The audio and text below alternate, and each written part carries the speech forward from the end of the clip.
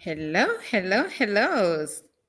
A beautiful Sunday afternoon in a cold Gaborone in Botswana, and super, super happy and excited to be joined by my usual backing dogs that know how to wait for this moment, and my very awesome friends, colleagues, tribe mates from the Happiness Tribe on this beautiful podcast where we're going to talk about one of the most beautiful things that life can offer, the power of purpose.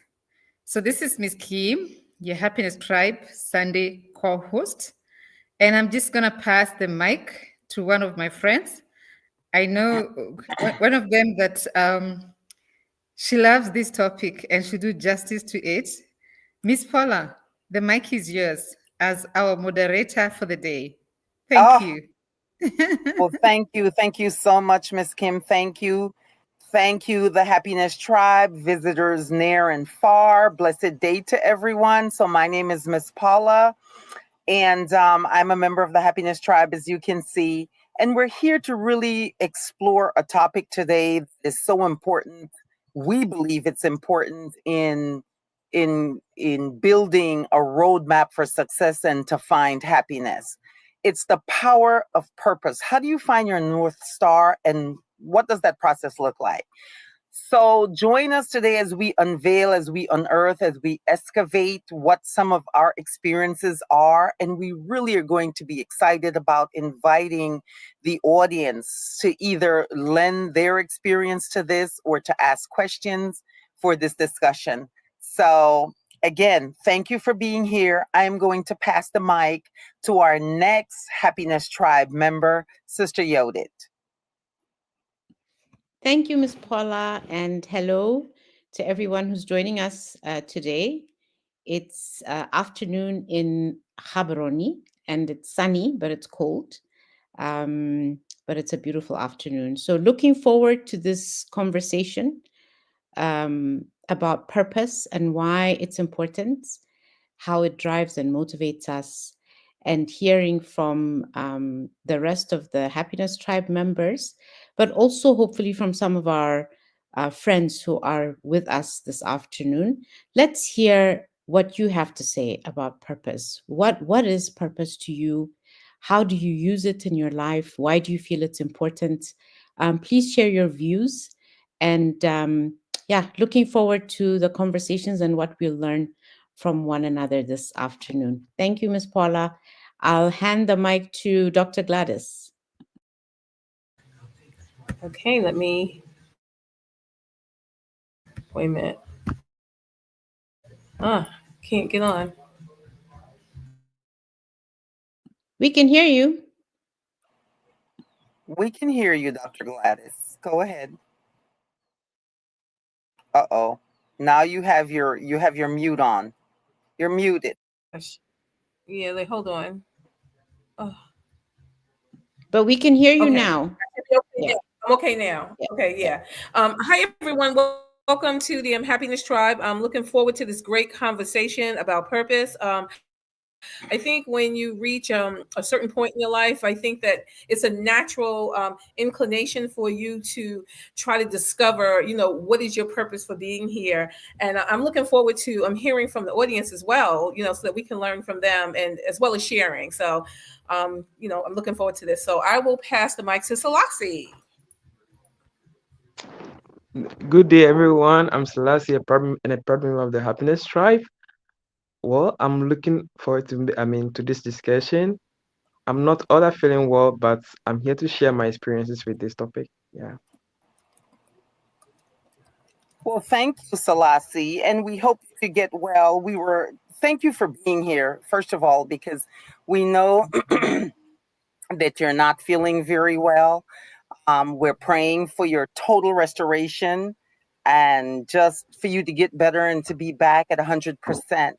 But I'd like the audience to understand that Selassie is the author of The Power of Purpose.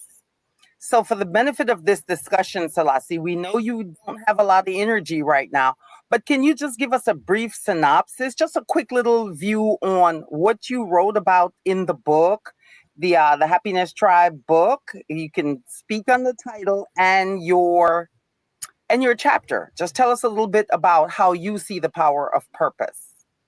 A Blueprint to Happiness is the book. It'll be coming soon. And so we're discussing this particular chapter in the book, just kind of reviewing and having an open conversation around it. Go ahead, Selassie. Yeah, the reason why I'm very much great with this power of purpose is, when I was a child growing up, in Africa, parents normally direct where you should go, maybe what you should do and what you should really study. And it was really the norm from primary, JSS, secondary, and to the university level. And when my dad said this, there's no need for you to challenge him. It means this what you have to really do. So myself and my siblings, I was there one day we were on a dining table, and my dad asked my brother to go and pursue a certain course, and he said no. Now he wants to do what's really good for him. So that also give me grounds to also follow my purpose and stand up to them, say, hey, now I'm really going to follow my heart and do what really matters most to me, not really following what my parents really want me to do. That's what really inspired me to write on this power of purpose. And I think, sometimes you may be doing things and it's like you don't really have meaning in your life. I mean, it doesn't really make meaning in your life because you realize, I mean, this is not what you really want in life, right? So you have to keep on pivoting. I mean, finding the things that truly, really matters most to you. I mean, that's what this topic is really about. Yeah. So this topic is really about maybe mostly in Africa, parents really decide our future. Sometimes your career direction say, hey, you have to pursue this course, you have to do this, you have to really do this. And as a child, I mean, you can't really, you can't even challenge your parents as to what I mean, you should do. You have to really follow I mean, what they really want you to do. And I think it's really sad. It's not only myself who have that experience here in Africa, but there are many, many people in Africa, I mean, who are going through similar situation like I went through. And I think everyone should be given the freedom to explore what they really want to do in life. That's what I feel. Everyone should be given the opportunity, not to force children or your children to maybe follow a certain pattern in life. Yeah. Thank you. Thank you, Brother Selassie. I tend to agree with you. I believe that this is really people of African descent have this because as a Garifuna person living in Belize in Central America, it's basically the same concept that the children follow what the parents' vision for them are as adults. My mother wanted me to be a nurse. It's funny, she was close because I'm still in the healing sector of life, but not as a nurse. I hated nursing. I absolutely hated nursing, but that's a conversation for a different time. One of the things, let's start by actually speaking about what is purpose. So what is purpose? The defined definition for purpose is, someone or something, someone who figure out what their internal compass is. So Lassie, you said something about follow your heart. I think that's probably the key to some of this. If it's something as a child that you love doing, or even as an adult that you find that you love doing, that time just passes, it doesn't feel like work, maybe that's something that can direct you towards your purpose. Maybe you have a talent, a skill, and there's a lot of ways that we can parse this out. But what I'd like to do is I'd like to ask my teammates. Let's start with Sister Yodit about what is it. Do you think you found your purpose? Do you think you found your purpose? And what do you think your purpose really is in life? I'm starting with you because we're a little beyond the teenage side. So let's start, Sister Yodit. Thank you. Thank you, Miss Paula. I appreciate that, especially your last comments. Um, have I found my purpose in life? I believe that I have. And, I want to actually go back to what Selassie said about how on the African continent, our parents are very influential in helping us decide what it is that we're going to study. And I'll have to admit, I think for me, I was that rebel child who didn't really know, and I refused to say because I didn't know what I wanted to study. Because study usually you link it to purpose, and I think I was very fortunate in that I was allowed that to explore different things. Having said that, though, I was influenced very strongly by my parents, my father in particular, who was very clear about his expectations of his children. And whatever it is that you want to do in life, the message that I got from him is it has to be something that will be of service to others. It has to be something that will benefit your country. I was born and raised in Ethiopia, um, and or the continent. So within that framework that he established for myself, I then discovered, um, thanks to my professors and lecturers, I discovered the world of economic development. I'd always been curious about that. I think I must attribute part of my purpose as well to my older sister, who was very clear about what Africans have to do for themselves, for ourselves. We listened to a lot of Bob Marley. So those of you who know Bob Marley will know what his message was for the people of Africa and African descent. So that all of that helped to frame for me what I would later on become and set my life around, and that is service to others, particularly in the area of economic development. So I believe I found my purpose, Ms. Paula. I think in the larger scheme of things, what I've been able to do throughout my life is part and parcel of fulfilling that purpose.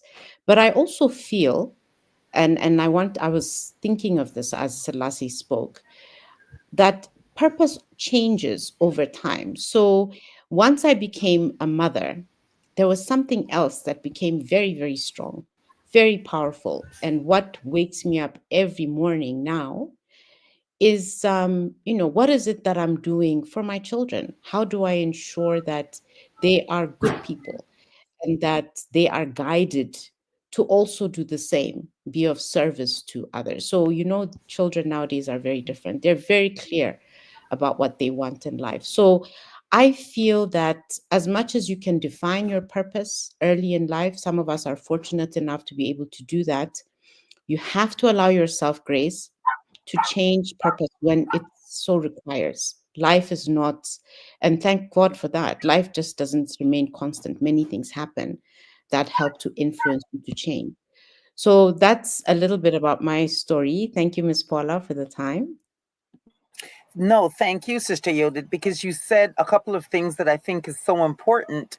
You said that purpose changes over time, and that's why I wanted to begin the conversation with us mature people, Dr. Gladys, because that's the same conclusion I've come to, that purpose is not a destination. For me, it has not been a destination. It's actually an unfolding, and it changes for me, it's been like breadcrumbs that I don't know, God, the universe has left for me, things that trigger my passion, that trigger my attention, that seem to lead me someplace. But it's for me, it's the journey itself of this self discovery, of unearthing what I think is not just important to me, but to the people that are around me, the people that I care about. So for those of us in the audience, Miss Leslie Flowers said she was speaking about purpose and saying that purpose is really about service to others. It's about being in service. So what do we say? She said purpose is service regardless of, and I can't see the last part of it. If anyone can help me with that. She was saying something, purpose is service Yes, regardless it of says, when. Go ahead. Go ahead. yeah. No, I was just trying to help you to read, Miss Paula. You got it. It's the same. She ends it by saying it's the same for all of us. And that makes me wonder, there are people in the world that are not engaged in service to others, but service to self. How does that match up with purpose? Because I think what I'm hearing and what I'm feeling is that purpose somehow is aligned with spiritual principles, whatever that means. I'm not speaking about religion. I'm speaking about the thing that drives people, the thing that makes you, that is an overwhelming drive or compulsion, if I may. And that may not be the right word. Dr. Gladys, can you lend your vision and your lens to this discussion at this point? How do you see purpose? Well, I like what Miss Yoda said about how it changes. I think because, early in life, I was, my purpose was when I had children was to actually focus on them. That was my purpose at that time. And I felt, very good about that, because I knew that that's what I wanted to do. That was my job, but also I also knew that, one day they would grow up, and that I would have to find a different purpose, and that's how I fell into science. I always say that science found me because I actually didn't know exactly what I wanted to study. And however, I just started excelling, when I went to college in that particular area and I was recognized for it. And, I just had like this ravenous appetite to learn more. So it worked for me. And that's why I always say, if you want to, you can be a lifelong learner in anything, but I can assure you that when it comes to science, it's always evolving. And so you're always having to learn something new. So, and then, and now, I'm still, of course, I'll always be in science. And however, now, I would like to go into I'm doing something entrepreneurial. So I really do believe that, your purpose does change. And I think it depends on where you are in your life at that time. And it doesn't mean, and that's why I always say it doesn't mean that you have to stick with one particular thing, like Miss Yoda was saying. And my thing is, it's your life, right? And I feel like I'm Mhm. exploring all the areas that I want to in this one life that I know of. So now, also my purpose is I always wanted to be philanthropic. Okay. So at different stages in your life, of course, initially you're learning, right? And so in order to, develop that craft and to sharpen that craft, right? So that makes you more knowledgeable, makes you more of an expert in that. And then hopefully through that, you can actually generate money, which I would like to do because I want to be more philanthropic. So you go through these stages. And I do believe that, like, we were saying that those purposes can change, but you always have to prepare yourself and be ready for an opportunity. So, yeah, so I feel very fulfilled with what I have done. I look back at my life and I'm doing what I want to do for me. And I think that when I do what I'm doing for me, I know that I'm being of service to others in various ways, whether that's being philanthropic, whether that's, volunteering. It comes in numerous ways. There's no one way. So I'll stop there, but that's my share on purpose. Thank you so much, Dr. Gladys. You mentioned something that I think is so important for us to look at here. You spoke about being fulfilled. And for me, purpose, my concept of purpose has to be bringing fulfillment to me on many levels of my life. Here's the question. For those of us that may be in jobs, in marriages, in lives that we don't feel fulfilled, or we're not happy about it, it feels like a job. It's like dragging a U-Haul full of stuff around with us and we're weighted down by it. Does purpose present itself inside and outside of what we do for a living? Should purpose be across the board in life? Or is it just one particular area? Because we've been speaking about, Ms. Yodit mentioned her career and how things have changed. For me, purpose is more than just what I do for a living. It's how I live my life. So I'm putting the question out there. I'm asking the question. Either one of you can answer the question, Sister Yodit, Sister Gladys.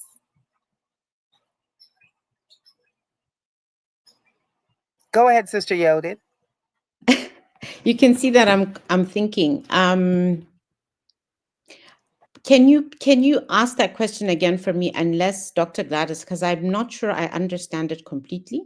So let me So clarify the that question. A lot All of right. times when we think of purpose, we think of what we do to make a living, we think of our careers. Is purpose larger than that? Is it deeper than that? Is should purpose be something that should be across our entire life, if I may? So, for instance, Dr. Gladys said that science found her and she found fulfillment in that. But she believes her purpose, and one of the things she wants to do is really philanthropic work. So now she's got a business to make money to be able to pursue that particular passion, which is philanthropy. So when I heard her, I'm thinking, okay, so her purpose is really integrated into the things that she do across the board. Being of service, to Miss Leslie Flowers' point, is of being of service. How does that manifest in your life? Is it through just your job?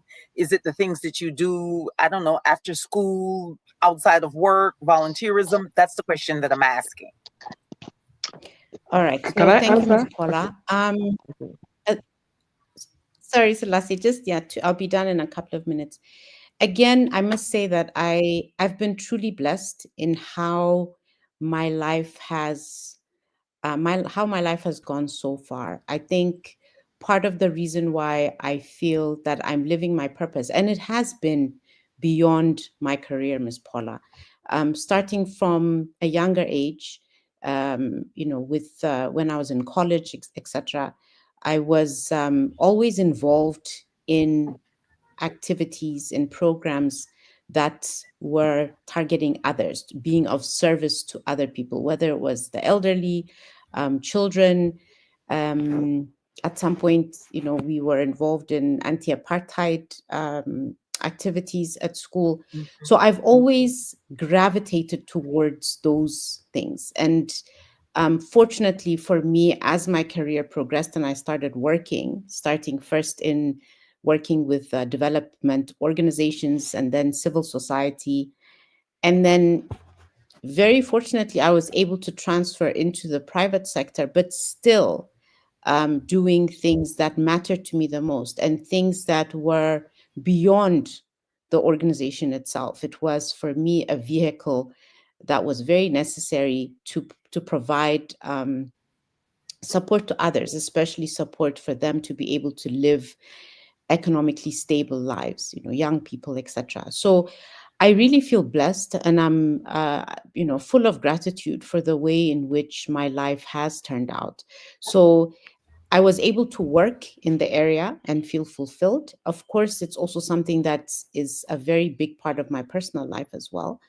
And now that I'm again, change has come and I'm trying to embrace it, but now trying to see how do I balance both, making sure that my cup is full and I'm able to provide and support my family, but continuing to be of service to others. So, in some beautiful way, I must say, my life, I've been able to continue to do those things that wake me up in the morning, that keep me awake at night, and that I worry about. So, I believe that it should not just be about your career. I think if for you to be fully and completely fulfilled. It has to be something that cuts across most aspects of your life. Selassie?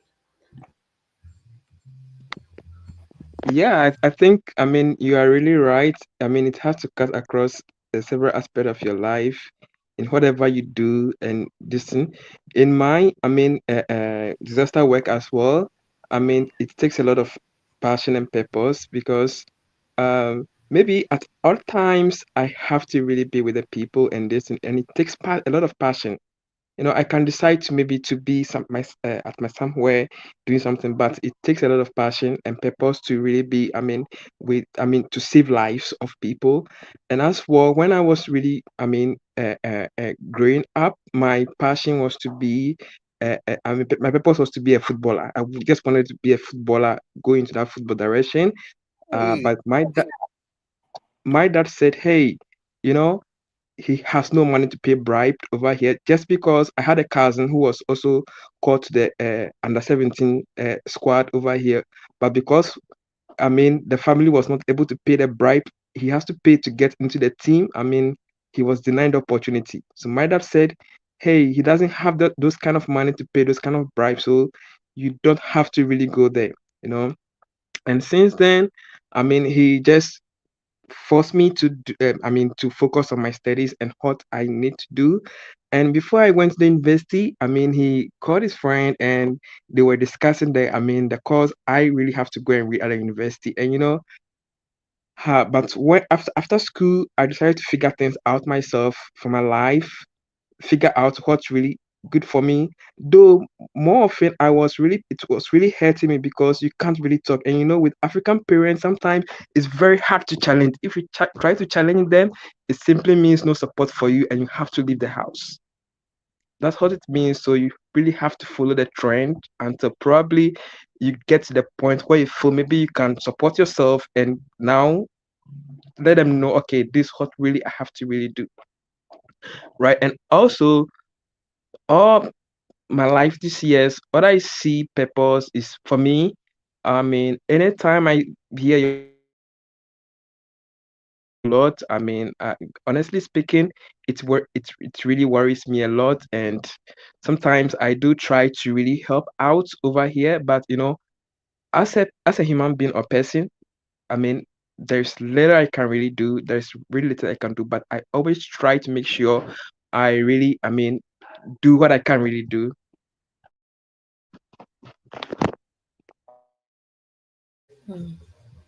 Excuse me, can you give me a few minutes, please?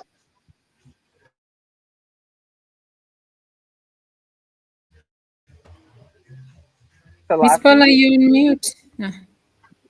No, I was just asking him. He said give him a few minutes. Does that we can move the conversation along and he can come back in? Because it seems like he's going in and out. Go ahead, Miss Sally.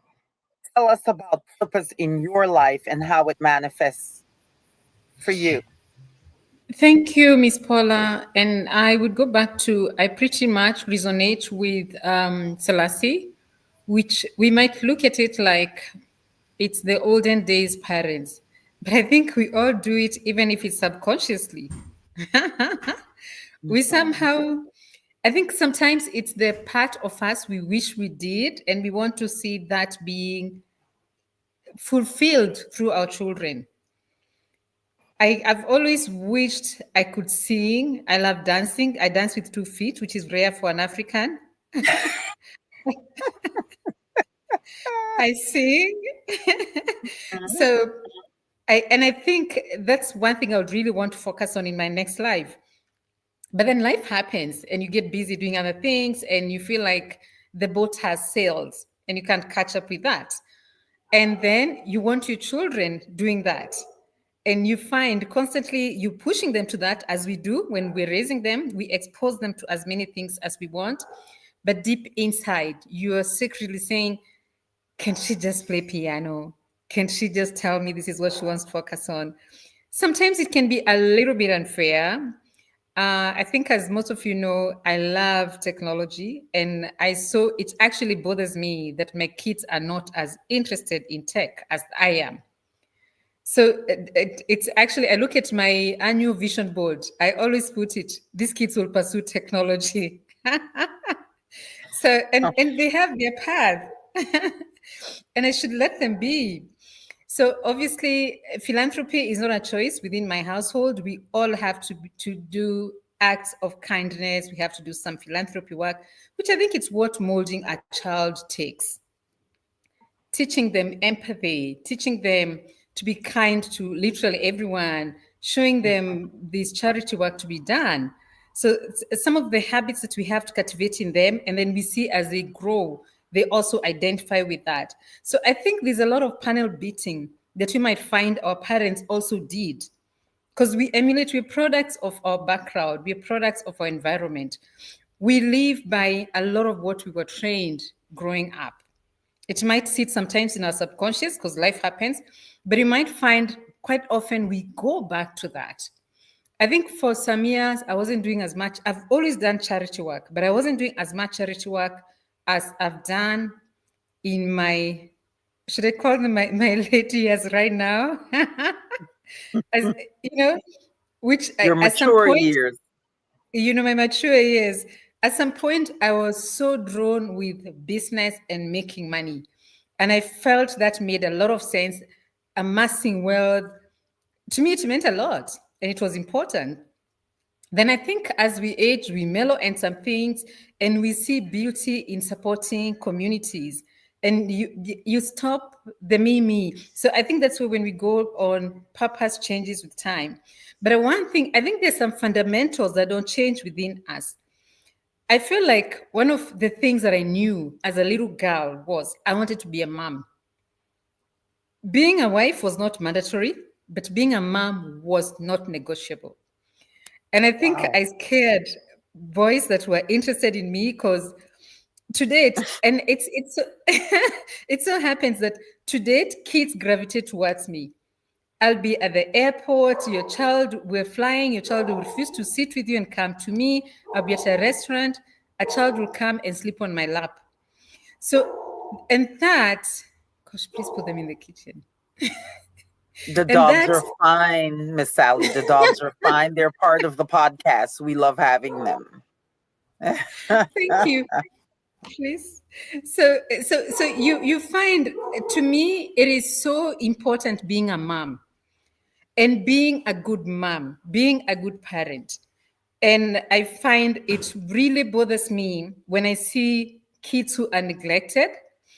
And sometimes you find, since it's your purpose and you love it, you literally want to impose it on others. And they should have a choice if they want to be moms or not, especially my children. They have to be moms. Oh, oh, you're going to And be in trouble for that one. of You course, are going yes. I'm glad they're not here. And I honestly feel like it's the most fulfilling things that God gives us the ability to be. I don't insist on you must get your own children. It's lovely to adopt. And it's okay if what you call your children is your fur babies, it's some children you've adopted. It could be something. You're serving humanity. So sometimes, as you say, yes, our purpose in life, things that we're passionate about, they're things that you find, they're not, you found your why. You had your why in your 20s. In your 30s, it could change a little bit. In your 40s, it could be something different. And I think if there's something that we all know, it's the most constant thing in life is change. As we grow, we change. Our perspective changes, how we view life, things that we want to do. So that's how I feel about purpose. Thank you. Thank you so much. Thank you so much, Miss Kim. And I apologize to the audience. I keep calling her Miss Kim, Miss Sally. She's Miss Sally to me, but I remember everyone knows her as Miss Kim. So I'm changing it around. I appreciate your contribution. One of the things that I recognized about you when I first met you is really your mothering nature. It's something that's about you. And it crossed, for me, my observation of you. We've spent some time, Miss Sally and I have been working together for a few years now, and it cross pollinates. One of the things that I notice is your purpose is really driven by the things that make you happy, the things that make you fulfilled, to Sister Yodit's point.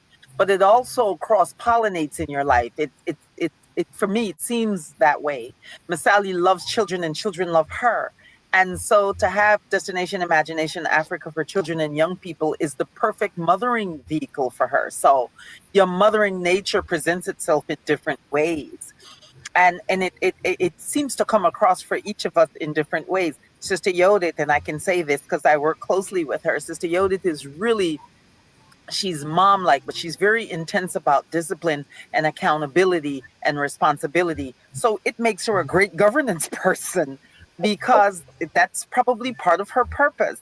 uh Dr. Gladys, I'm putting everyone's business in the street. I know I'm going to jail for this one. But Dr. Gladys is such an authority figure. She's the kind of person that when you heard the name Dr. Gladys, that when we all look to her like, what do you have to say about it, Dr. Gladys? Because it's an authority figure. It's someone who's so completely embedded in values. She's values driven, and it comes across in everything that she does. So, we get to do that. But Selassie is his love for young people. So for us at the Happiness Tribe, I can see in different ways how each of us sort of are on our purpose, our journey to our purpose, because it transmutes across platforms, across the things that we do. Selassie is deeply involved with young people and helping them find their purpose and their direction in Ghana and beyond. And that shows in the way that he shows up in the world. So I'm saying all of this to say, yes, did someone have something to say? Did I miss something? Yeah, I think recently, I mean, what I was really happy, and there's one thing I really did. There is an NGO in Uganda known as PSM, and Hmm. uh, they had a meeting with a young lady in the USA who raised around $11.5 million for her invention. And so they were Yes, supposed to go and meet up with her to, I mean, to so that she could get an ambassador and come up to help, I mean, advocate for resources for that organization. And yes, so I was chosen by a friend of mine known as Michelle. She asked me to lead that, I mean, the team, and I was able to lead the team, and everything went on successfully. And now the young lady has promised to support them. So currently, resources to be supplied from the US to the organization in Uganda. And as well, the young lady has reached out to the government of Uganda to really support, I mean, them. Though I didn't give out money, but I'm really happy that, I mean, all this thing is really going on. Yeah, I'm really happy. well, thank you, Selassie. And philanthropy isn't necessarily, we know the traditional definition of the word, but given is given. If you can't give money, you can give of your time, give of your knowledge set, give of whatever it is you have that you can share with those who can benefit from it, can be edified by it. Thank you, Sister Millicent. Millicent said purpose fuels motivation. When we know why we're doing something, we're more driven to keep going. That's exactly how we feel at the Happiness Tribe. Go ahead. Yeah. Yeah, I would like to say Go ahead. something because you were saying, yeah, you were saying that, how we were saying like is multifaceted. To say that, you mentioned careers, and I do believe that my career was also a part of my purpose. And the reason why I say that is because I know that I am instructing students that are pursuing careers in healthcare. So it's very important to me that they perform, at a certain level. And so I do have a passion for that. And, I know it comes across that way as well when I'm in the classroom. But my point in saying that, I do believe that that was also, a part of my purpose, that, I teach these students, I'm able to break down the information in a way that's digestible. And the reason why I can say that is because that's the type of feedback that I get from my students. And Mhm. it's important to me that, that they're professional. I can't control once they leave the classroom, but I tell you one thing, once they've been with me, they know that that is a part of who I am. And so, and I get that type of feedback as well. So I do believe that that is well, me, like, Miss Kim had mentioned, me being a mom, I mentioned that earlier, that I feel like that was a purpose at that time.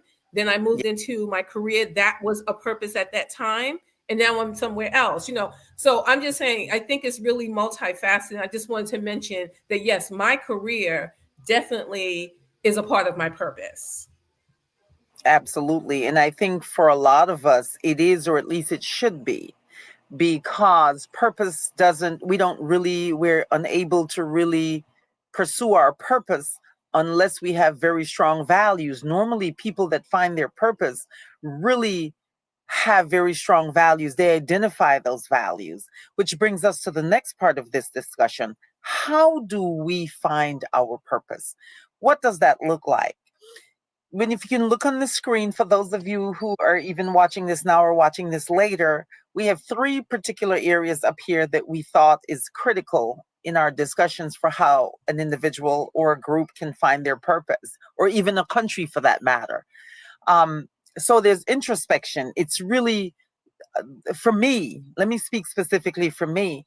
I realized early on that I needed to take more time to spend with myself and in nature for me. Because I'm an earth sign, I've got to be under trees, I've got to be someplace where it's green, I've got to have my feet on the ground. So for me, I had to be someplace where I can find a quiet space where I can hear myself think, This is what I used to say, and I still say this. I need time to make myself think, to hear myself think. So introspection is very, very important in this, in evaluating where we are. What do we want? What's important to us? You know, what are the values that drive us? Why do we do what we do? Um, that is important. So the second part really in that is to identify our values. What is your value? What's important to you? What would you like to see in yourself, in your life, and in the world around you? And what role are you willing to play in pursuing it or in bringing it into this reality? The third part of that is really notice your passion. What are you passionate about? What is it that gets you going? Even if you're having a bad day, what is it that you like, that you're skilled at, that you're talented with, or just something that have your attention that gets you going? That's important. You have to pay attention. And to pay attention means you really need time where you can think about it. I know for us on this team, we do a lot of conversations. We have meetings where our meetings isn't just about the business, but it's about the human factor, the human side to why we're doing what we're doing. And at the Happiness Tribe, we tend to consistently try to identify our not only our purpose but our reasoning and rationale for that purpose, right, to make sure that it's still in alignment with our values as an organization, as a team, as a group. Lady Drew Bogger says always do everything from one's heart, passion, purposes, including authenticity, and that's why it matters. So here's the question for all of us on the panel. In our daily lives, do we often find and take advantage of the opportunity to help guide others in finding their purpose? Anyone on the panel can answer this, but I'll start with Miss Kim because she does deal with a lot of young people. And so I'm interested about your answer or your response to that question. Thank you. I think you knew I'd love to respond to this one. Yes, ma'am. I think it's actually one of the most fulfilling things that I do. And this, so initially I was very averse when I started working with Destination Imagination, where I insisted on, I am not a classroom teacher. I have never been trained to teach. So bring the program. I'll help you get into the continent, but I'll get you partners that can run the program, but not me. I can't be in class. And you know, when we say purpose finds us, Mhm. and the first time, so we get some funding, and I am so persistent, I'm not going to do it. And you have money in the bank, but you're saying, no, I have to look for another organization to do it. And thanks God, the organization I went to, they said, we love your program. We're going to run it with you, but we don't have staff. So it didn't make sense because they insisted, you come and come with the money in your program. So then why should I come? And the first time I had to go to a senior school, I was so petrified to stand in front of 1,000 teenagers. I was scared they're going to bully me.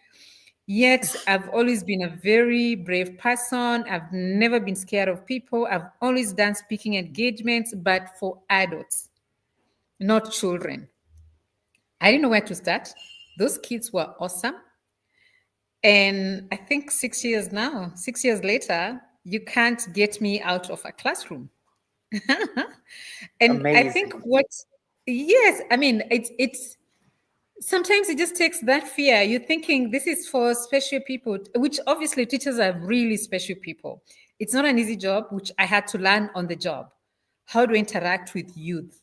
How do I speak like them? Can I try to be cool? Is that what would make them accept me? Should I laugh at their jokes that I don't understand? And of course, I made a lot of mistakes until I realized I just had to be me. And we gelled so well. And for me, the big thing with that was the hunger within them. I think that's a period that children, I don't know if it's biological, Dr. Gladys, you'll advise on that, but they're sort of so conflicted with who they are, what they want to do, this pressure from home, career choices, they're dating, their hormones have gone to 50 towns. They're just lost. And when you get an opportunity to mold them, to sit with them, listen to them, get to know them, and give them the mantle, let's try this. By the end of this program, you'll have an idea who you are, what's your why, what's your purpose, what did God put you on earth to do? It is so fulfilling. And we've seen a lot of success stories. And I think this speaks volumes to the way the program is packaged, that they get to do a lot of activities that they get to Mhm. find out who am I, what are my soft skills, what are they that I need, what is my talent that I need to nurture. Because how do we get to know? How would I know that I shouldn't be in New York playing piano if I was never presented with a piano for me to try and play as a child? So you give them that, you give them opportunities, you show them the other things they can be and they can do, and they thrive. So I think to answer your question, Dr. Miss Paula, okay, let's call you Dr. Paula today. Oh no. Oh, geez. I think when you get an opportunity to serve, to help others find purpose, you are unstoppable. You see them struggling and you really want to help. To an extent, sometimes I speak in rooms that I shouldn't speak in. Yeah. Thank you. Yeah. That is excellent, and it's a great segue into where we're going next. But I have to tell you, Miss Kim, I have that problem. I know that I have a lot I'd like to share from my experiences, the many things that I've done, but I don't like being around a lot of people. And so I am petrified, not just young people, just being, and I've done it before, but it's such a thing for me. It's like, oh, I can't. And you've been just forcing me, throwing me into the fire, basically, to do some of what it is I'm doing. Like now, being on social media, oh my God. 2 years ago, I would have been like, absolutely not. You can hog tie me and throw me in some kind of cave. I'm not doing it. And yet here I am. And you've always Please said stop to me, there because I'm going to be so much trouble. you've always said to me, you have something to say, Miss Paula, and the world needs to hear it. And I thought, oh God, I can't. Listen, why don't I just tell you and you can tell them? And so when Dr. Gladys says the same thing about teaching and how she's in front of young people, to your point, Miss Sally, the hormones and everything that they go through, I thought, oh, I can't. And it's so funny because the people around me who care about me always call me a teacher, and I just push back. I am not. I could never do that. So it's amazing to me for you, for Dr. Gladys, the work that you all do to me is really, I see it like you all are angels because you're preparing the next generation. Leslie says, get our values from our parents and how they modeled them. We do get our values from from our parents, and that's true. But what happens when you grow up in a family that's totally dysfunctional?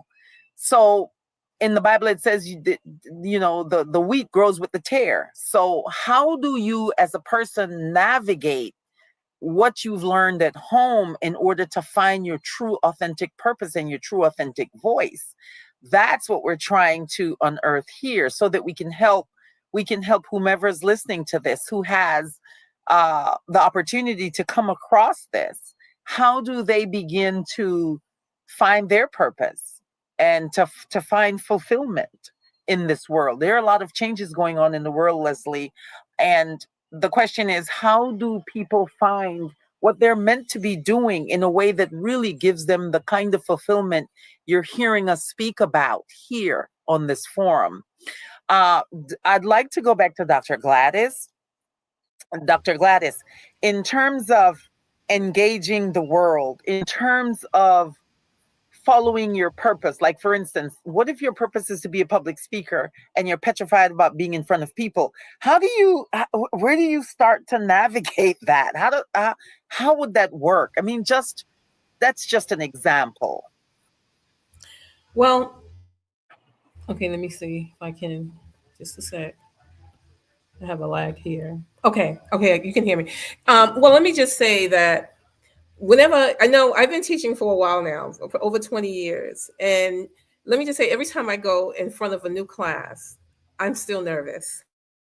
So I actually have to, remember I said, look, just get a grip. And I always pray and say, God, I'm just being honest. No, I'm just being honest. I'm not comfortable. It's funny, I'm saying this. I'm not comfortable speaking before an audience, but that's just what I do. But I'm just saying that's the experience I have every time. So I never get comfortable, because you have to understand, I'm supposed to be this individual that has all this knowledge. And the truth is, like I've always said, that, we're learning together, especially today.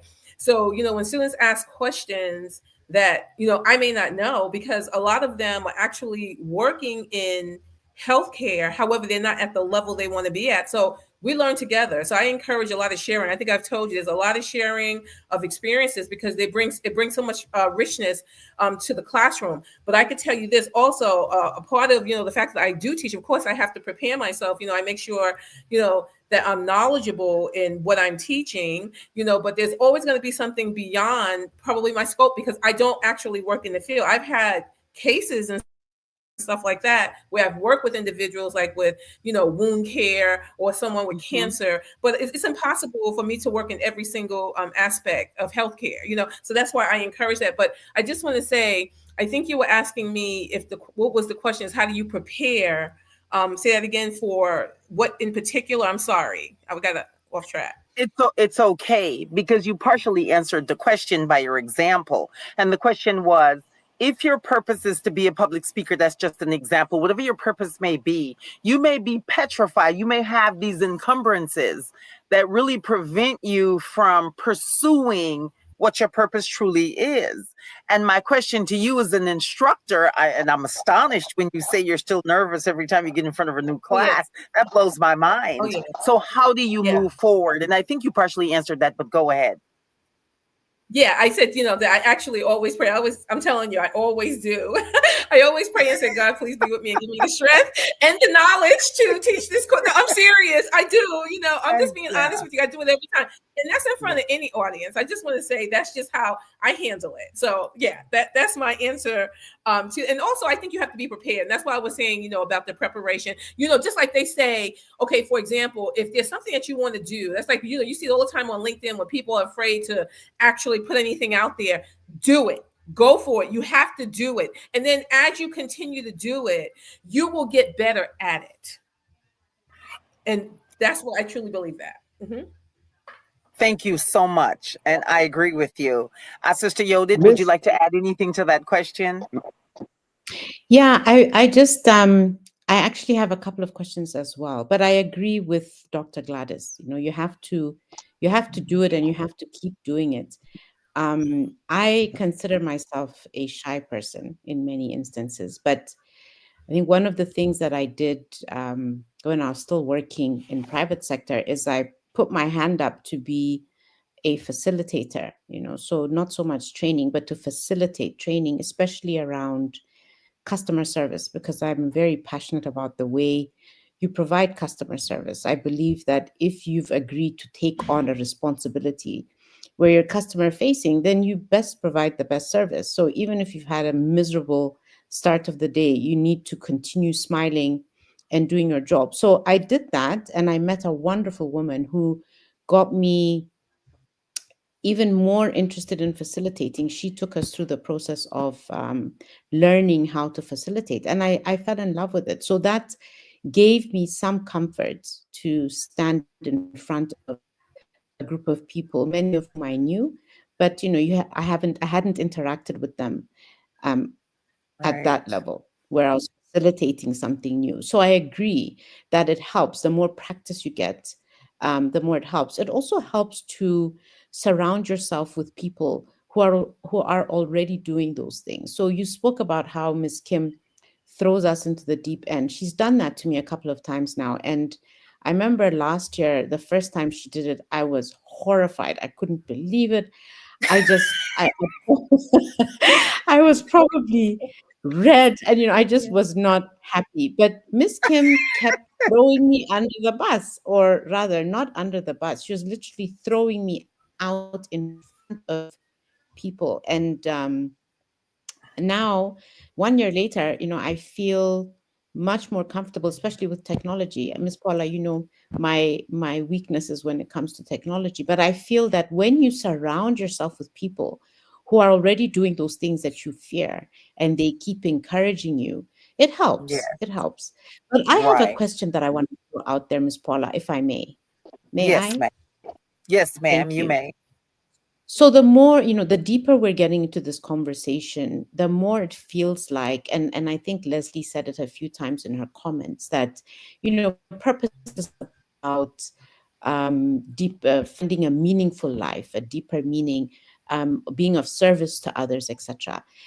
And as we're saying these things, I'm thinking we have a lot of people in this world who from okay as somebody looking in, so not necessarily knowing these individuals, but Hmm.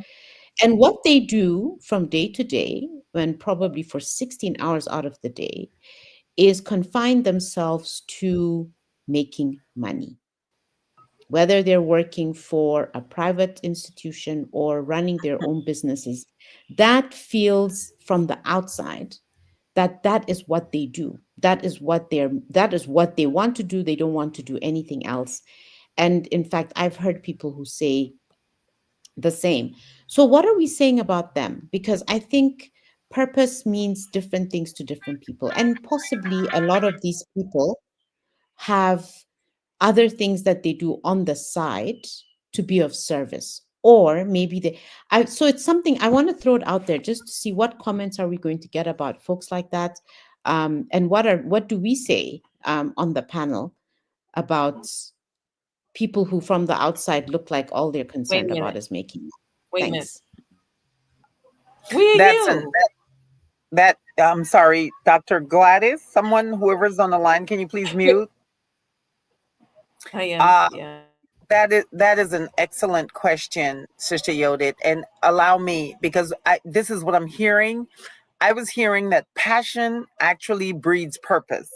So if your passion is making money, one of the things that I've observed, and I may be wrong, and the panel will be open to this discussion, is the people who are passionate about making money, a lot of them become quite, enough of them become quite successful at making lots of money.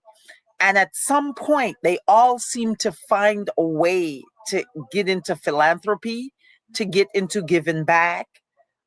So I think to answer your question is, if your purpose is to make money and you're driven by that passion, um, I don't think money in itself is a fulfilling thing. I think the attainment of it can be quite fulfilling. However, being in that position really provides the person who's gotten all this money now to be to create an impact, to have an impact. When you look at the Mark Zuckerbergs of this world, and maybe that's not the best example, but when you look at people who've become ultra wealthy, they generally either have a charity, they have grant, they're giving something back, they're helping. And we can argue about how effective or how authentic that is. However, that's not the discussion here. The discussion is, at some point, people who are talented and skilled with making money tend to put some of that money back into the community and still get involved in philanthropy. A lot of the philanthropic organizations come from wealthy people. So I can see that, and then I can understand. I don't think making money itself is a negative or a bad thing, though that may be the perception. However, I like to open this discussion up to the rest of the team. um Miss Kim, Yeah. Selassie, either of you would like to jump in here? Yeah, I think I'd love to contribute to this, and I love the question. And yes, indeed. And I mean, we have them, we have friends, we have relatives that we see they're on a mission. Their main goal in life is to make money. And this is where you find you can miss the goal. You can miss if your purpose becomes just money. You can be rich but empty. That's where you find people that they have so much money, but they're not happy, right? So that's where if you don't try to have peace, family, people, you know, you are so just money driven. I think you can live a very empty, lonely life. I love making money and I love supporting people making money, and we need money. I think we had that discussion on money and happiness, which was very exciting what people came up with. But you can't make it your main life purpose. We've also seen people who are so fulfilled, so content with life, and they have no money. They are very happy to just get by. What you might look at and go like, what's going on? Why don't you do this? There's a story I like posting once in a while. I don't know if I can be given a minute to share that story. It's so beautiful. I'll be quick. So, a rich man goes to Zanzibar. By the beach, sees these fishermen that are fishing every day, and they have no money, and they are fishing. I think tuna fish is one of the most expensive fish, which truly you can buy 5 kgs of tuna fish, $2 or $3. It costs nothing by the cost. So he sees that, and they look very poor, and it depends on what you call poverty, but genuinely, these are people who cannot even afford to take their kids to school. So this rich man tells this fisherman, I'm just mentioning Zanzibar for the purpose of this story, but it's a story, it's an old story. Mm-hmm. So the fisherman, the rich man tells this fisherman, why can't you guys pack your fish? I can help you. You package your fish. I'll teach you how to export, and you take it abroad, and you're going to make a lot of money. Then he says, that sounds exciting, but how long is that going to take? For you to be super wealthy, you might need to commit about 10 or 20 years of your life. Then he goes like, so I'm 30 now. You're telling me to start doing that. So that means by the time I want to retire, I'll be 50. He says, yes, but you're going to retire rich. You'll come back home, you'll have a lot of money. Then he says, and then he says, you will be so fulfilled because you'll have a lot of money to spend on your retirement. Then he goes like, why should I wait for 20 years to make money and come back do that? I'm already fulfilled. What exactly do you call fulfillment? I'm Right. happy to do what I'm doing right now. I don't need to start packing fish, taking it to Japan for me to get that money you think that I need. So I think sometimes I think this can be very deep. Sometimes the blueprint we have, how we were raised, some of us, when you grow up with a lot of poverty, then you become obsessed with making money, and you assume that happiness or what you might perceive as you getting fulfilled and finding your purpose, it's first getting money. And I think we miss the point when we just look at that. You can be happy as you toil and moil. And you shouldn't compromise that. And I think that's when we talk about being ethical, living a life with purpose. Don't compromise just because, and that's where some of us cannot get into crime. We would live in corrupt countries, but we can't do it. And going back to a lot of parenting, the seed that was planted in us that we know we don't do that. I know what I can do to have millions in my account, but I'm not going to compromise my integrity for me to get that money. Then others, for various reasons, it could be an obsession, it could be something they are scared of, it could be a scar, they have some trauma about poverty, then they get, and I think that's what breeds a lot of narcissism, especially with our politicians. I didn't say that. We're going to edit that part. Thank you. Thank you. Thank you, Miss Well, Kim. Go ahead, So Salah. I think oh, sorry. okay, I think the with what Miss Kim said now, the Maslow's hierarchy of need come into play over here. People focus on basic needs first before that is. I think those things also really that's also counting people's purpose. If someone is from, I mean, extremely a poor home, his or her purpose would be to make money. After making money, then he or she will be thinking, what next? Yeah. So this is what I feel. Thank you, Selassie. You have a point there, actually, and Miss Yoda, just give me a second. I want to tie these two responses together. Miss Sally said that, yeah, making money is important. It is, and it is because having financial capital, having financial freedom can help you uncover your purpose. So money is a tool that you can really pursue your purpose with, because resources are necessary depending on what that purpose is. And the second thing I wanted to say was, when I was a teenager growing up, an elder said something to me I'd never forget. An elder said to me, and I don't remember what the framework for the conversation was, but the elder said to me, some of the poorest people in the world are those with lots and lots of money. I never forgot that, because at first when I heard it, I thought, that doesn't make any sense. How can you have money and be poor? But it was as I was growing up that I understood, and I understood that poverty isn't necessarily the lack of money. That you can have a poverty of spirit, a poverty of values, a poverty of ideas and vision, and all those things that come with that. And having money doesn't necessarily give you those things unless you have a desire to attain those things, to pursue those things. Then money provides agency to the individual. I'll stop right there. Sister Yodit, please go ahead. Thank you, Ms. Paula. I just wanted to, and I appreciate all the responses. Um, I think I just wanted to add that the fundamental question then that you ask yourself is what Ms. Kim talked about and what you spoke about, Ms. Paula, is, are you happy? Are you a happy, fulfilled person? And that's a question that I think we need to consistently ask ourselves. And if you're not, and this goes back to how do you find your how do you find your purpose, then you're able to start the process of now trying to identify why are you not happy, and what is it that you need to do, and perhaps it's that missing purpose, something that provides meaning, because like you say, you make all that money, and if all you're doing is, well, maybe you're making it for future generations, perhaps, but some of the things you accumulate with that, you certainly can't take it with you. So it's, are you happy? It's such an important question. We mustn't underestimate the importance of that question. Thank you, Ms. Paula. Can I Thank answer? Because you. I'm itching. Thank you, sister. Go ahead, Miss Kim.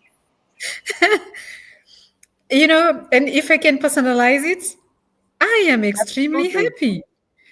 Because to me, happiness is not the absence of problems. It's literally learning how to navigate through life's problems joyfully. And I mean, and especially I think this month, my goodness, you guys, you're just not gonna have the end of this. Every day I wake up and I think about this and that should be happening. Then I just go like, wait a minute, I'm turning 50. There are so many doctors that I don't know. How beautiful is that? We have Yes, it hospitals is. here. Yes, we have hospitals, Amen new to that. hospitals that I've never been to. Yeah. And such things just give me a lot of gratitude.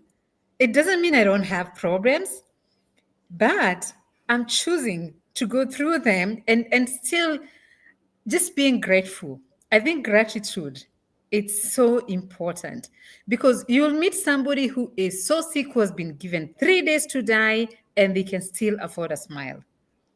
How fulfilling is that? Absolutely. And that brings us to our next point, right? So, purpose is not a panacea. It isn't you find your purpose and all the angels come out with the harps and everything is perfect. It is, purpose is a sense of fulfillment, because what it does is that it anchors us against the rapid changes that are taking place in the world, right? Once you have a sense of fulfillment, you're not pulled off your square when things around you begin to change. You have a very clear sense of direction no matter what's going on externally to you, and sometimes even internally. So, finding purpose in uncertainty is the next piece of this discussion. And I think it's a very, very timely part of the discussion. So, how do you find purpose in uncertainty? And one of the things is to focus on the why. Why are you doing what you're doing? Why is it important to do that? Why is it important to have values? Why is it important to be of service to others, to give back? Those are the things that begin to provide us purpose. You know, what's going on in the present moment, right? What am I doing? Where's my life? Where am I at? Why do I hate my job? Why am I staying in this marriage that's no longer working for me? That we're just existing and we really don't like each other that much. What do I need to do differently so that I can find that sense of fulfillment, so that life is good for me and to me, right? Embrace change, follow purpose, allow purpose to evolve as you grow. It's going to evolve anyway, right? Because that is the key. Once you're on purpose, you're now in alignment with what you're supposed to be doing in life. And that doesn't mean it's going to be easy, but if we can hang in there long enough and figure out how to enjoy the journey, to Miss Kim's point, for me, it's been amazing to come from a first world country and to be back in a developing country and living on a farm and growing things. I've always been a grower, but I never considered myself a farmer. And now to see the magic of nature, how it unfolds when I'm doing my part, and to be in alignment with it is my purpose. It doesn't stop me from being a consultant, from understanding how to build systems, from wanting to help people to build systems, from wanting to help empower people for their growth and development in a sustainable manner. That's just how this works. So to me, and I guess what I'm hearing from us is that purpose really is a roadmap for fulfillment and to be of service to others. Right. And so for those that are present here now and later, remember that pursuing your purpose really is going to lead you to fulfillment. So what are the benefits of of purposeful living? I don't know what's wrong with my mouth today. It must be something in the ether. There are benefits to living a purposeful life, man. I'm in a family where everyone is sick. We have all the top five diseases in the world. And yet, I had a major heart attack in 2019. I have not been on medications for 6 years because I'm living a purposeful life, and I'm consciously choosing what I'm going to engage in. And I'm not wealthy, but I am fulfilled with what it is I'm doing. I'm fulfilled. My passion drives me every day. So find meaning in your life. And to Miss Kim's point, and I think Sister Yoda said the same thing, joy. Pursuing your purpose really, really begins to unfold joy for you, because if it's something that you're passionate about, it's going to bring you joy if you're pursuing it, even if you're not getting to where you think you need to be right away. Keep going. It's meaningful. And guess what it does? It helps to build resilience. One of the things that I'm focused on is helping people to build resilience. We're in serious changes going on in the world. And for those of us, if we're going to survive this, we really have to be on purpose. We have to get on purpose, remain on purpose, so we can get in alignment, so we can feel fulfilled no matter what's going on outside of our world. We can still be anchored in our values and living the kind of life that really makes us feel good and proud. And if we get to the point where we start to become resilient, our health benefits from it in so many different ways. I'll stop here.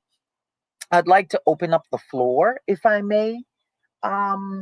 Miss Kim, as the producer of this program, can we open up the floor to Q&A for some questions? Miss Oh, I Miss love Paula, that. I'm so sorry to jump in. I need to jump in now. Please forgive me for this. No, But I please go just ahead. wanted to thank you, Miss Paula. I just wanted to say and appreciate you. And I'm so happy that you and Miss Kim met. And I'm so happy that Miss Kim keeps throwing you out into this audience, because Oh, you have so much to share, Miss Paula. Every time I sit in your audience and I listen to you, I can just imagine everything else that you would be telling us if we were not restricted to time. And yeah, time, mainly time. You have so much to share and so much to teach. I can't imagine how else your life was supposed to go. This was supposed to happen. You were supposed to be, and you are supposed to be in these audiences. We're just looking forward to having you on the continent with us so that we oh, can expose you to even, yes, to even bigger audiences, Miss Paula. You have so much to share and give. And I'm really grateful, very, very grateful for the tribe. And I think you are somebody that is so inspiring. There's so much that you're doing. And I learn something new about you every time we have these podcasts. So I'm looking forward to the session that you are going to have on your own to tell us a little bit more about, the transition, how you transition from living in the so-called first world and then going into a developing community and continuing to give, because what you're doing now are the things that you're relearning, that we all need to relearn, the things of our ancestors. And I just really wanted to take a moment to appreciate you. Thank you, Miss Paula. Thank you so much, Sister Yodit. I am humbled. I don't, I'm just walking. I'm walking in purpose because there's no way. I've come from where we never had the lights out and I never had to go get water, to carrying water from a well, and from planting, and from hearing, I don't know, people said I was crazy, hearing the voices of my ancestors tell me don't plant that there, and telling me, this medicine is good for this, that, the other, and peanut butter. There's no way. It sounds crazy, I know. But I would like to share this with the world because I think there's so much of us that can benefit from what I'm learning, and even just to help other people. Let's just share our experiences. The only thing that we really, really, really have that is the most valuable thing is what we learn from our lives. Because that's it. At the end of the day, we can't take any of this with us. But if we can impact someone else, that they can get on purpose. I mean, this is what it's about. So thank you. I appreciate it. Thank you, Miss Grace. I see you're home. Finally, the prodigal child is home. Welcome, Miss Grace. Can you please introduce yourself? Good morning. Blessed Good day. morning. Good morning, the happiness fam. How are you guys? I'm so happy to make it today.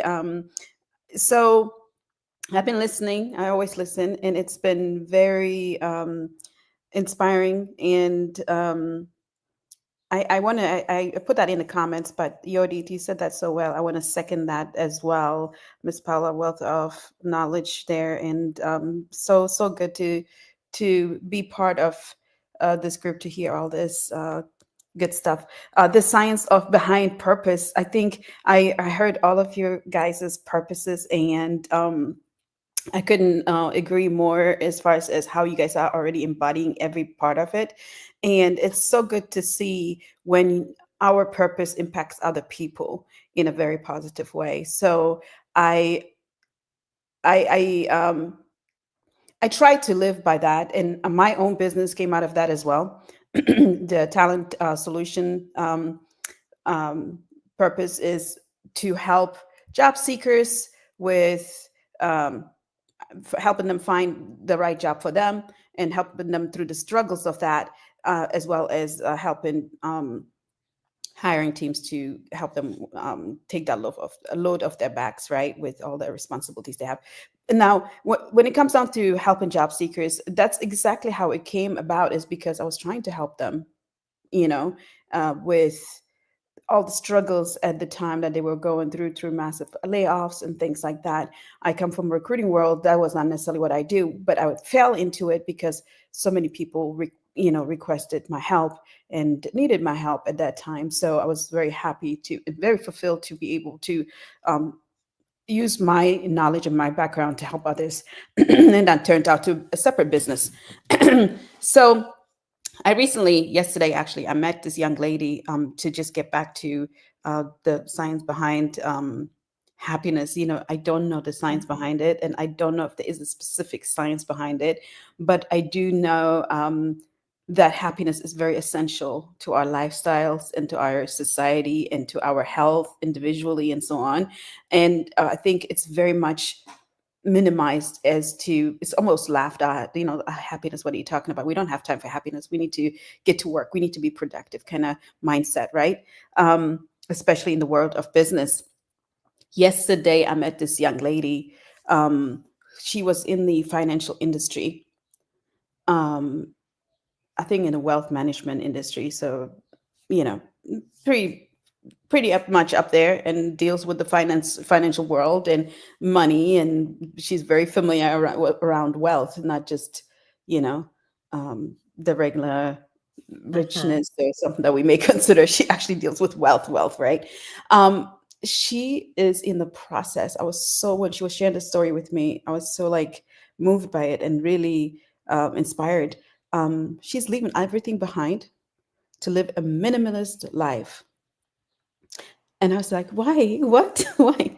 She said, there's so much more worth to my life. I love the peace. I love the, in the way she was describing the she needs to find the happiness within her again and find peace. And it's not in money for her. She needs to actually, she's actually planning on traveling to, moving to Taiwan, sorry, to Thailand to live, Thailand. yeah, Thailand, to live a minimalist life. She does not want all the shenanigans, Trapping. if you will, that comes with finance and money and all these things. And she has properties here and she has what she needs here, but she's, just leaving it behind to live a minimalist life to find her peace. Very much something similar to what you said, Miss Paula. So, and it's very interesting to, individually and as a society, to identify where the happiness is, how we pursue happiness, what the science of happiness is. And it's just such a great topic. And I think this topic should be something we continuously discuss, because there's so much to it. There really is. Thank you so much, Miss Grace. I just think it's important that we remind ourselves and everyone else that's listening to this that money is a tool. It is a tool that can assist a purpose-driven life, but it is not the end goal. It can't be, because it's hollow, it's empty, it can't hug you. You can buy someone to love you, but is it real? Is it authentic? And I believe that happiness is something all human beings are pursuing because it's so necessary. We choose our avenues, our roads, our feeder roads to get to it, whether it's through having all the money to give us the peace to pursue whatever it is we're into, to buy the tools, the equipment, to expand our talent, to take it to the world. All of it ultimately is a sense of satisfaction that human beings, I think, are seeking. And so that's why the happiness tribe is so involved in different aspects of what can unearth or create happiness for human beings. So it is the tangible things. It is being healthy. It is it is having some resources to be able to pursue your passions, whatever those are. It is being solid inside of yourself so that you can be who you need to be authentically you. Is your professional development. That's what the happiness tribe represents. It truly represents the different facets of what is required in order to be fulfilled as a person. And so this is why we do this work. I thank you for coming today. Um, we'd Can, like to. We have some time for questions. Go ahead. can I add one more thing, Miss Paula? I'm so sorry to Yes, interrupt ma'am. you. You certainly I'm may. now that I'm here, I'm going to use it to my Hey, milk it, milk it. no, I just wanted to add to that, how important and essential it is also to have, for our happiness. It also um, is important to have the right folks around us, right? Whether it's Support, family, a friends, support system. Hmm. not even necessarily support, but it's just the positivity. It's the it's the people that you need around you to nourish happiness, right?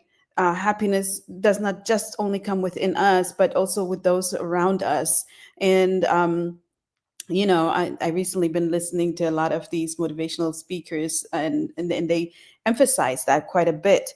And I think, and this is one great place to be is also like through the happiness tribe, right? We are not just trying to embody, not we trying to embody the happiness within us, with around us, right? So, for those who want to become members, that may be one way to be. part of things and have people around, right? Absolutely. Absolutely, Miss Grace. And this is the other side to this, is to be in a community where everyone is pursuing happiness in their own lane, so to speak. And what does that mean to you? What does that look for you? If that's something that you're interested in, then reach out to us, become a part of what it is we're doing, contribute some of your stuff. Information isn't just about, Miss Sally always speaks about tech and technology and her passion for tech. Technology isn't just high science and technology. Technology is also knowledge. It's ancient knowledge. It's the thing that you've learned. Join the happiness tribe. Come bring us some of your knowledge and your information so we can learn from each other. This is why we do what we do. This is so important. And I believe, and we believe, and I know we believe this because we've had these discussions, that purpose really is a roadmap to happiness, right? Your purpose, if you're following your purpose, it's going to lead you towards happiness, what we call fulfillment. And so that's why we do what we do. I'd like to stop right here and I'd like to take it to Miss Kim. Are we ready for a Q&A? What does our time look like? I haven't been managing any of that. I'm Ooh, sorry. I'm just into it. I miss that, the fireside. Oh, yeah, I have a nice fireside. Thank you so much. Oh, so I have 2 minutes, right? Yes, ma'am. So this comes straight to you, Miss Yodit, right? You've paid so much attention. You've paid so much attention into understanding the new babies, the products that the Happiness Tribe is coming up with. Grace, I have a question. You better start getting ready because I know what you've been passionate about and what you've been working on behind the scenes. So, Miss Judith, could you please tell us about this new book the Happiness Tribe is launching? And if you can mention what is the big idea, what is going to be the key takeaway that our readers would want to start being on the waiting list as we work on the launch date for the book? That people would want to start signing up, like, I'm the first one to get the book. Please tell us about that. Thank you. See what I mean about Miss Kim throwing me into the fire? She's So going to this keep this doing is it. exactly what this is exactly what I was talking about. But thank you, Miss Kim. Okay, so the Happiness Tribe has been working and has completed our very first book. And the book has several chapters. I can't remember exactly now how many, but several chapters, all of which speak to happiness and what happiness means to each and every one of us on the tribe. So we've all taken a specific subject, and we've discussed today chapter 1, I believe, where our young brother Selassie has talked about purpose. So in this book, you'll find personal stories about what in taking specific subjects. Mine speaks to kindness and giving, and we discuss or we talk about why that is special to us. And basically, what we're trying to provide is just the starting points of what happiness means and what we have found gives us happiness as members of the Happiness Tribe. So, and we end the book by providing just a few guidelines on some of the steps that you need to take if you're grappling with happiness and how to find that for yourself. This book will provide you with that. So we should be launching it in the next few weeks. We're just putting the final touches to it. And once we do, we will definitely let you know. But over the period of or rather over the next few weekends, next few Sundays, we'll be discussing each chapter that's within the book itself. So please join us every Sunday. Let us know if you're interested to come in and join the conversation with us on stage, and we'll certainly make a plan. And yes, Miss Kim, I hope I have covered enough for the first sales attempt from my end for the book, for our book. Well Thank you. done, well done. And something that came to me when Miss Paula, you asked Dr. Glad, when Dr. Gladys said that she still gets petrified when she gets in front of children. And I'm sure most of us, we've had the likes of Oprah say that even them that look like they are up there, they still get scared of getting on stage. So for me, this is speaking to, if your dream does not scare you, you're not dreaming enough. There's no growth in comfort. And sometimes, just for us to identify our purpose or to fulfill it, we walk on fire. And we need to be bold enough to walk on that fire. I'm trying to justify the accusation from Miss Yodit and Miss Paula that I've put them under the bus. No, When no, you get on the you put other us side, on. Miss Kim, let me correct that. Definitely haven't put us under the bus because we wouldn't be here, right? So that was the wrong yeah. expression. Maybe you've spoken. You've put us right on top, not even on the driver's seat. We're like facing the world head on, and I must say, I'm embracing it. I am embracing it. But yes, thank you for that reminder, Miss Kim. Thank you. So, Miss Grace, I know you're very passionate, you're very people centric, you're very passionate about people, you're amazing at networking. I don't think I'm yet to meet somebody who is a people's magnet like you are. And you are a problem solver. You're constantly looking into how can we bridge the gap.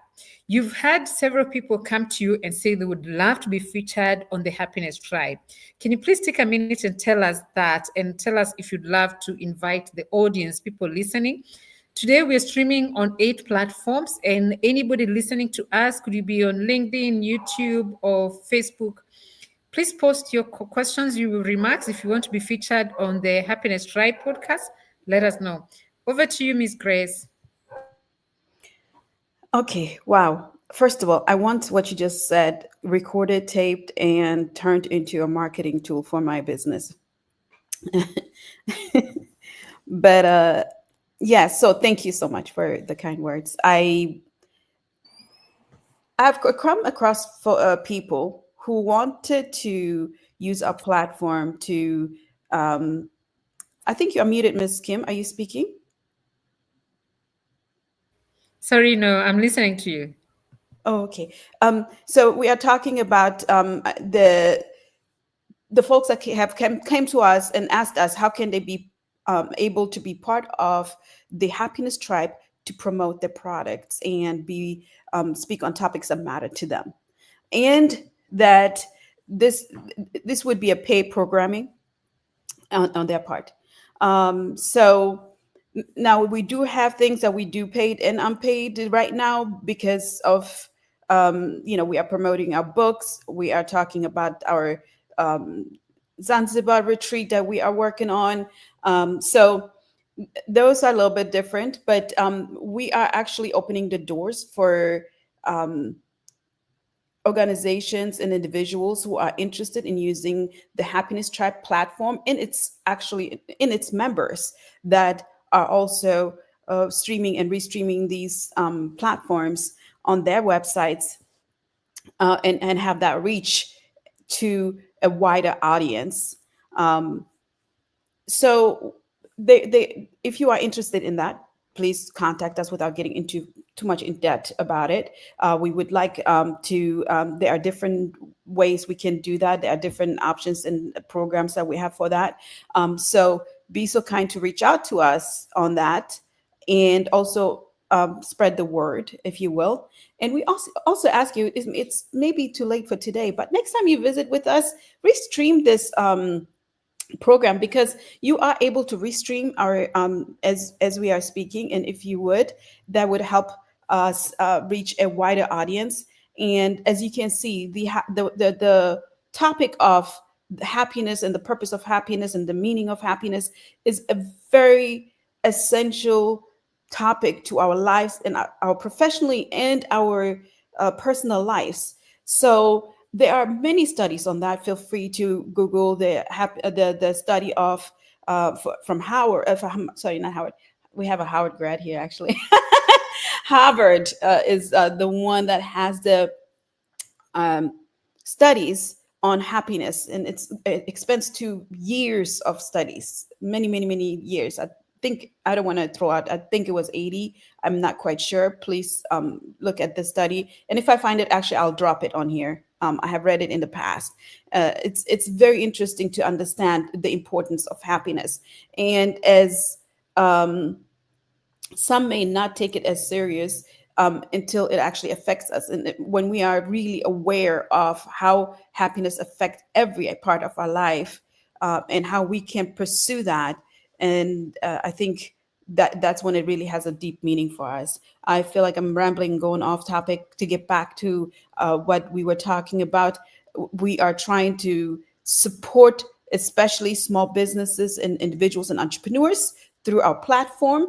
And it's a paid programming. We have different options on that. Contact us, and we are happy to feature and spread the word on your product and Uh, services.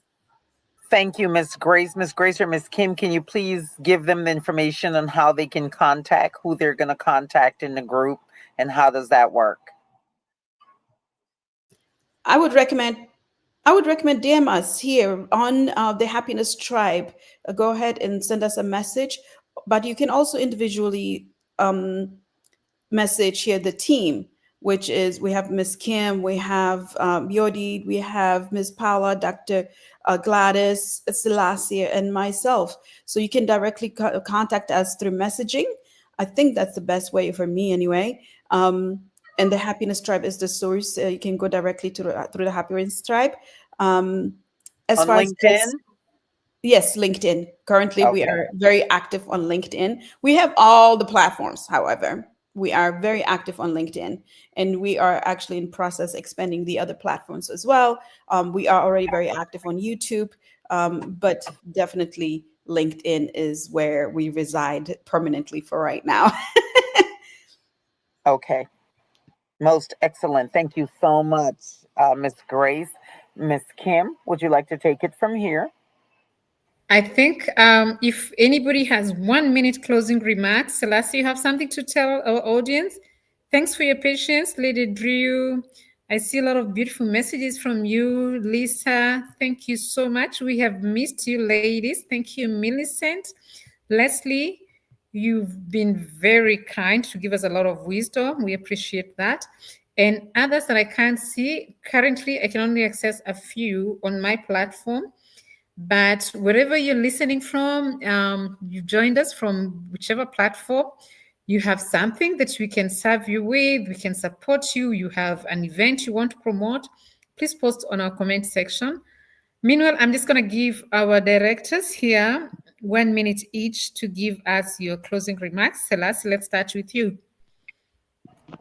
Yeah, I think what I would say is that finding your purpose in life is not an easy journey. I mean, you go through a lot, and at a point in time, you realize maybe what you are working on is not what is not really meaningful in your life, and you have to really pivot. I mean, if you are someone like that, keep on working and finding what is truly important to you, and ask yourself why. I mean, are you working on what you really want to work? And by doing that, you can find your purpose. So by asking why you doing what you do, whether it makes meaning in your life, I mean, you'll be able to find your purpose, and that will help relax your soul. I love that. So profound. Thank you so much, Mr. Selassie. Miss Yodit, would you like to give us your 1 minute closing remark? Thank you, Miss Kim. Thank you, Miss Paula, for facilitating our session this afternoon. It was wonderful. Thank you, Selassie, for sharing your story with us, your story around purpose. And of course, Dr. Gladys and Miss Kim and Saga, Miss Grace, thank you all very much. I'd like to thank everyone who joined us. For us, it's afternoon, evening in Gaborone, Botswana. And whatever time it is, wherever you are, thank you all for making the time to be with us today. I think I said a lot already. What I'd like to leave with is a question. And it's a question that is bothering me. I'd like it to bother more people so that perhaps one of these days we can come together and discuss it. And the question is, how do we ensure that our young people, our children, our nieces, nephews, those who are young and perhaps a little bit baffled with what life is, because life is becoming increasingly difficult and confusing, how do we help them find their purpose? I think that is a question that we need to take away and start thinking about, because it's worrying me. So I hope that's okay, Miss Kim. I'd like for us to work on that one at some point, and maybe bring younger people. I don't think that I'm old, but bring younger people around the table to talk about, what does this mean to them? Does it mean anything to them? And try to start solutioning for that, because it is a problem. Thank you, everyone. Take good care till next Sunday. I love it, Miss Yodit. One quick answer I have for you: bring them to destination imagination. We will help them find their purpose. Thank you. Miss Paula, please bring your wisdom to the house. I don't. I think I've talked too much actually. I, I agree with Sister Yodit. I believe this is a mantle we should all pick up, especially as adults. For me, as a grandmother, a mother, I'm still mothering my children, and they're in their 40s and late 30s, and I'm still their mother in terms of coming to me with whatever. And I'm so honored. I tell my children all the time that I'm honored that they chose me as their mother. And what I'd like to say to everyone is, please, we would like to be honored with your presence, to choose us as your extended family so we can learn from you and you can help us to help others grow in their purpose, and to help them find their destiny. This is an ongoing work, it's intergenerational. We welcome this opportunity to be able to do it. We're inviting everyone else to come in and do it with us. Let's be a part of the solution and the change that we want to see in the world. It begins with us making a move. So please, thank you. We appreciate all the contributions, all the gems that have been dropped. We're inviting you to continue dropping those gems at a time such as this. We, the elders and the mature people, really need to stand in the gap for the rest of the community and to help to guide this new generation into their purpose. Thank you so much, and I hope you have a most productive and beautiful week. I see why Miss Yodit is in love with you. You always drop gems. Thank you. And our Grace, over to you. The mic is yours.